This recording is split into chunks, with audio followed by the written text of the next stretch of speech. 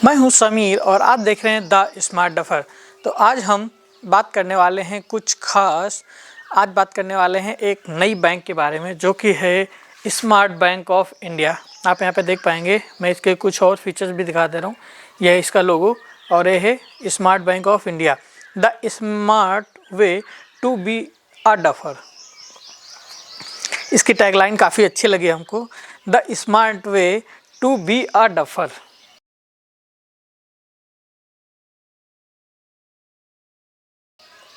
आप बताइए आपको कैसी लगी। तो चलिए अब बात करते हैं मेन पॉइंट की, जो है इस वीडियो का टाइटल, कि कैसे किसी के साथ स्कैम हो जाता है जब वह सीडीएम या फिर एटीएम यूज़ करता है और नेटवर्क एरर होता है या फिर नेटवर्क गायब हो जाता है या फिर मशीन करप्ट हो जाती है, मशीन में कोई भी टेक्निकल ग्लिच आता है तो उसकी वजह से क्या क्या प्रॉब्लम देखनी पड़ती हैं। तो ये आज हम इस वीडियो में डिस्कस करने वाले हैं। आज हम किसी गैजेट का रिव्यू नहीं बल्कि एक ऐसी कड़वी सच्चाई के बारे में बात करने वाले हैं जो कि मेरे साथ हुआ है। आप जिस बैंक पर भरोसा करते हैं, बैंक में पैसे रखते हैं, लेकिन अगर क्या हो जब वही बैंक आपके पैसे चोरी कर ले और अधिकारी आपको ही झूठा ठहरा दे। तो ये है स्मार्ट बैंक ऑफ इंडिया का एटीएम। मेरे साथ स्मार्ट बैंक ऑफ इंडिया में कुछ ऐसा ही हुआ जो कि मैं आपके साथ शेयर करने वाला हूं, जिसमें मेरे 50,000 रुपये चोरी हुए हैं और अधिकारियों ने साफ इनकार कर दिया है कि हमको पैसे मिले ही नहीं। तारीख थी 18 जनवरी 2026, जब मैं 1 लाख रुपए लेके स्मार्ट बैंक ऑफ इंडिया के एटीएम में गया। दिन संडे का था। स्मार्ट डिजिटल इंडिया के तहत मेरे दिमाग में आया क्यों ना सीडीएम में ही जमा कर दिया जाए, अगले दिन का वेट ना किया जाए। तो मैं अपने पैसे लेके सीडीएम मशीन पहुंचा। उसके बाद क्या हुआ मैं आपको दिखाता हूं। उसके बाद मैंने अपना एटीएम मशीन में डाला और प्रोसेस किया। ठीक है, उसके बाद प्रोसेस किया और मैंने सारा प्रोसेस कर लिया। उसके बाद आती है पैसे डालने की। तो हमने बैग खोला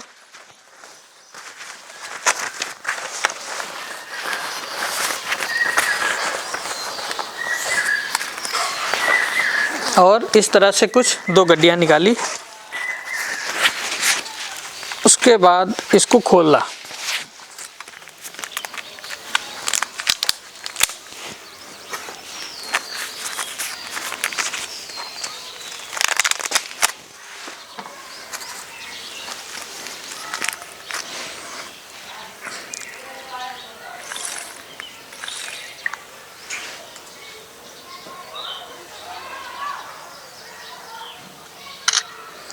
हमने एक सेल्फी लिया और इस फोटो को मैंने अपने पास सुरक्षित रख लिया, जिसमें डेट और टाइम सबमिट था। उसके बाद मैंने सिंपली 50,000 रुपये मशीन में डाल दिए। दिख रहे हैं पैसे? अब तो नहीं दिख रहे। ठीक है, बाकी बचे मेरे हाथ में। मशीन कंटिन्यू चलती रही। लगभग 4 मिनट का ये प्रोसेस होता रहा। मशीन खटखट खटखट करती रही। उसके बाद बारी आती है मशीन आउट ऑफ सर्विस होने की। मशीन आउट ऑफ सर्विस हो गई।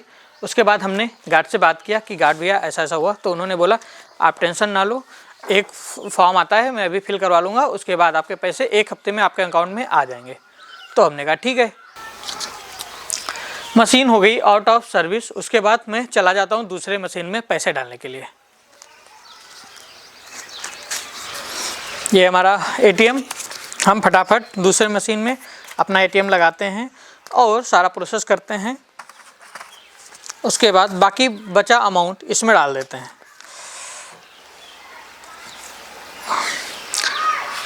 और ये सक्सेसफुल सबमिट हो जाता है और मेरे अकाउंट में बैलेंस अपडेट हो जाता है।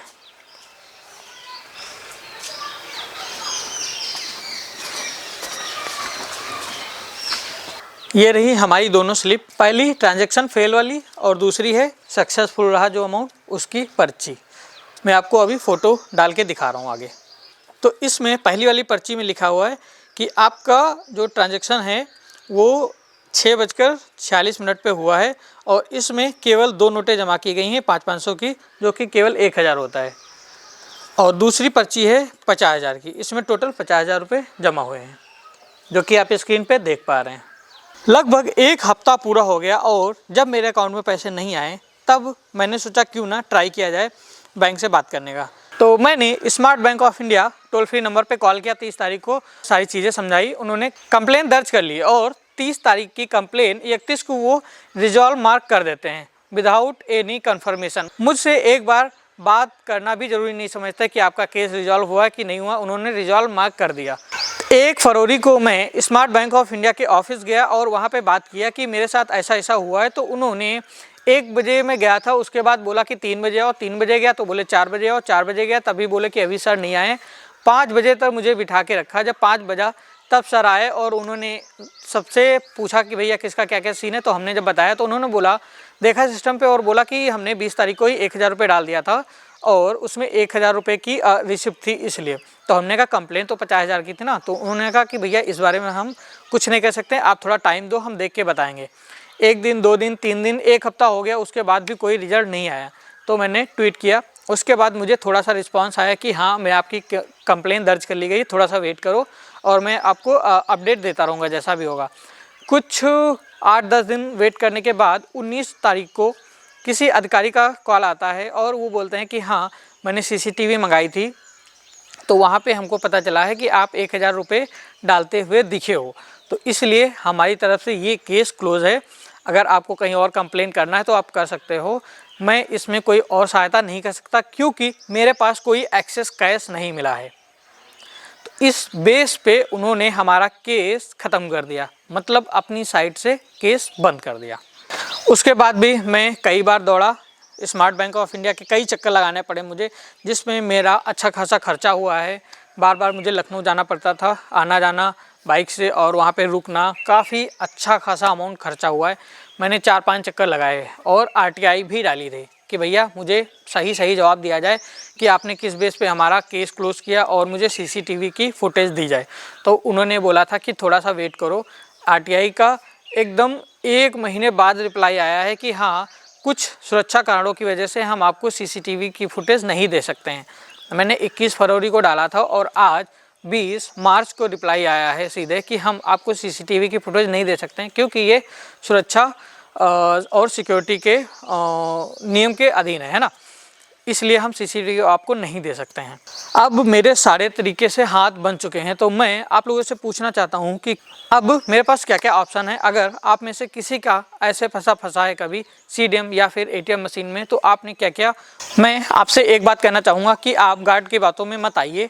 अगर आपको जानकारी है तो आप कोशिश करिए कि ब्रांच मैनेजर से या फिर बैंक में डायरेक्ट जाके बात कर लें, तो उससे केस थोड़ा जल्दी रिजॉल्व हो सकता है।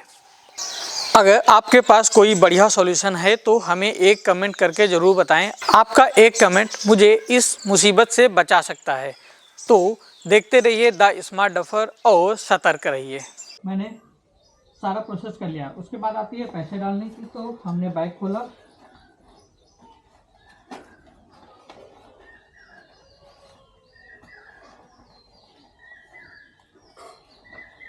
और इस तरह से कुछ 2 गड्डियाँ निकाली।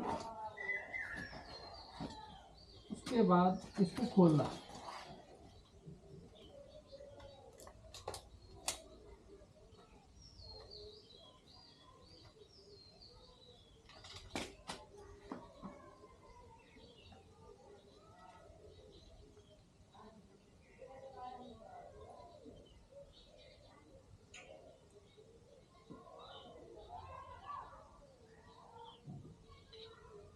हमने एक सेल्फी लिया और इस फोटो को मैंने अपने पास सुरक्षित रख लिया, जिसमें डेट और टाइम सबमिट था। उसके बाद मैंने सिंपली 50,000 रुपये मशीन में डाल दिए। दिख रहे हैं पैसे? अब तो नहीं दिख रहे, ठीक है। बाकी बचे मेरे हाथ में। मशीन कंटिन्यू चलती रही, लगभग 4 मिनट का ये प्रोसेस होता रहा। मशीन खटखट खटखट करती रही। उसके बाद बारी आती है मशीन आउट ऑफ सर्विस होने की। मशीन आउट ऑफ सर्विस हो गई। उसके बाद हमने गार्ड से बात किया कि गार्ड भैया ऐसा ऐसा हुआ। तो उन्होंने बोला आप टेंशन ना लो, एक फॉर्म आता है मैं अभी फिल करवा लूँगा, उसके बाद आपके पैसे 1 हफ्ते में आपके अकाउंट में आ जाएंगे। तो हमने कहा ठीक है। उसके बाद हम चले गए दूसरी मशीन में। मैंने सारा प्रोसेस कर लिया। उसके बाद आती है पैसे डालने की, तो हमने बैग खोला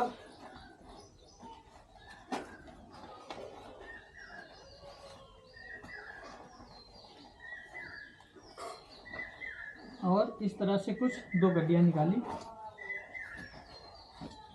उसके बाद इसको खोला।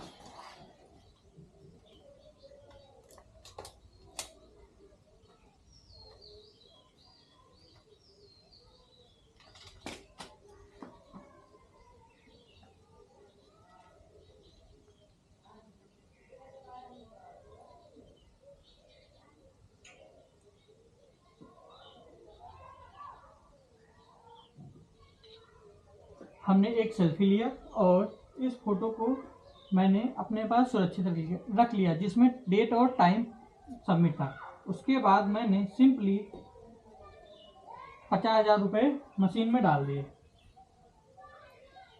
दिख रहे हैं पैसे?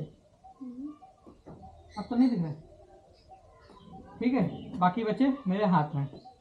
मशीन कंटिन्यू चलती रही। लगभग 4 मिनट का ये प्रोसेस होता रहा। मशीन खटखट खटखट करती रही। उसके बाद बारी आती है मशीन आउट ऑफ सर्विस होने की। मशीन आउट ऑफ सर्विस हो गई।